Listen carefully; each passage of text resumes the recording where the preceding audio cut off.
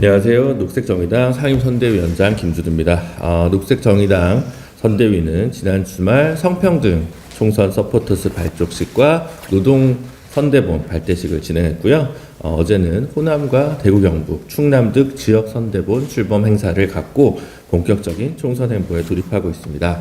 이번 총선의 첫 번째 과제이자 시대 정신은 정권 심판이라고들 합니다. 정권 심판은 부인할 수 없는 이번 선거 구도의 첫 번째 핵심 가치임은 분명합니다. 문제는 정권 심판이 어떻게 하느냐인 것 같습니다. 정권 심판이 거대 야당의 승리로만 귀속돼서는 진정한 정권 심판이 될 수 없습니다.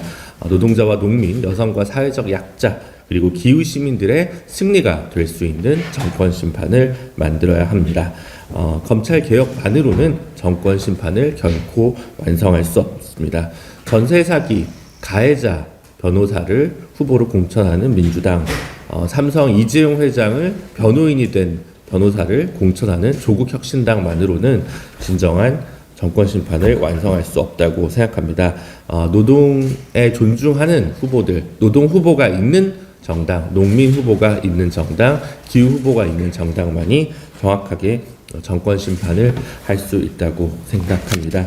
그러한 공천 잡음으로 얼룩진 이번 총선에서 정책과 인물 중심으로 녹색정의당은 이번 총선을 치르겠다는 약속을 다시 한번 다짐하도록 하겠습니다.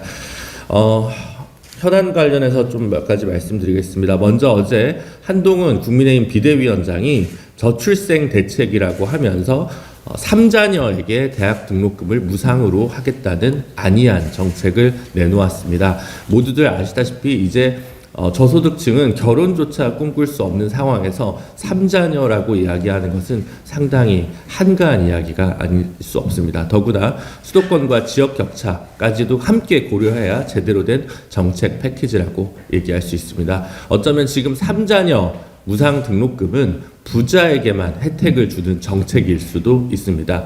어제 녹색정의당은 저출생 공약을 발표한 바가 있습니다. 5대 정책은 어제 발표했지만 다시 한번 핵심적인 내용을 말씀드리자면 결혼 혹은 생활 동반자가 된 이에게 먼저 10년 동안 공공주택을 공급을 하고 아이를 출산할 경우에 10년 더 연장하는 것을 기본 뼈대로 하고 있습니다. 저소득층 혹은 소득이 부족한 청년 세대는 결혼을 꿈꿀 수조차 없는 상황에서 아이를 낳으면 무언가를 주겠다는, 특히 셋째를 낳아야 대학 등록금을 무상으로 하겠다는 국민의힘 한동훈 비대위원장의 인식은 아니하기 그지없습니다. 대학 등록금 무상 물론 중요합니다. 일의 우선순위가 그러나 셋째부터 무상 등록금이라는 것도 대단히 아니한 정책입니다. 녹색정의당은 이번 총선 공약 1호로 지방대부터 무상교육이라는 정책을 이미 내놓은 바 있습니다.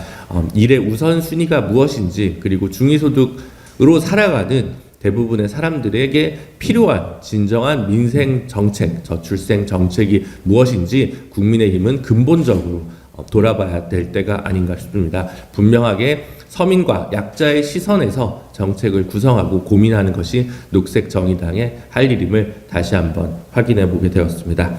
마지막으로 어제 녹색정의당은 한동훈 비대위원장에 대한 고발장을 서초동 검찰청에 가서 접수를 한 바 있습니다. 법률 전문가라고 법무부 장관 출신이라고 하는 한동훈 비대위원장이 선거법의 기본조차 제대로 있고 군내에서 마이크를 잡으면서 후보들의 호명하며 직접 지지를 요청한 것은 엄연한 선거법 위반입니다. 대구시 선관위가 이 일을 그대로 권력 앞에서 무릎 꿇으면서 묵과해서는 안 될 것이라고 생각합니다. 공정선거, 불법선거가 일어나지 않기 위해서는 거대 양당의 대표부터 솔선수범하는 자세가 필요합니다. 크니까 괜찮아 대마불사의 정신으로 이번 선거를 치르게 해서는 안 됩니다. 녹색정의당은 권력 앞에서 무릎 꿇지 않는 선관위가 될 수 있도록 형사고발 조치를 단행했고요. 이 문제를 계속해서 예의주시하면서 끝까지 법의 엄정한 잣대가 적용되기를 바라겠습니다. 이상입니다. 마치겠습니다.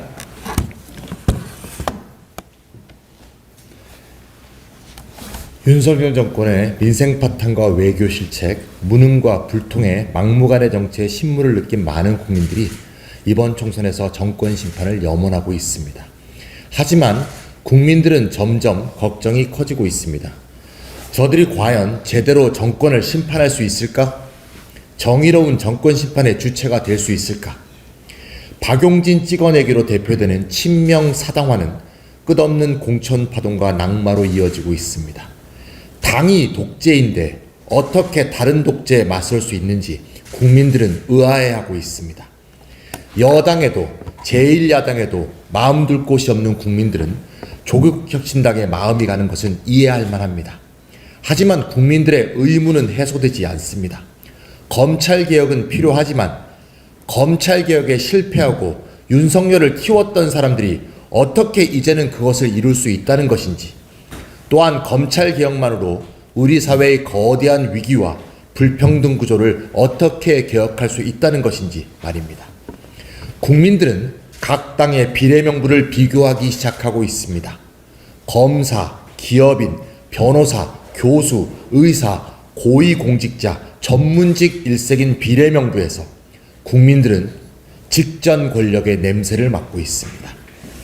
이때 청산의 정치는 기득권을 다른 기득권으로 대체하는 것으로 귀결되고 말 것입니다.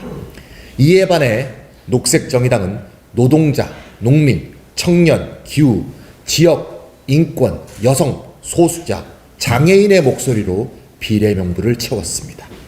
노동선대본, 기후위기 대응선대본, 성평등 선대본 등을 잇따라 출범시켜 기후위기 대응, 불평등과 차별 해소를 위한 장도에 올랐습니다. 녹색정의당이야말로 정권을 정의롭게 심판할 수 있습니다. 녹색정의당이야말로 기득권 양당이 해결할 의지조차 없는 문제를 해결할 유일한 제3정당입니다. 국민 여러분, 기호 5번 녹색정의당을 선택해 주십시오. 보통 시민들의 다양한 의견을 제22대 국회에서 대변하겠습니다.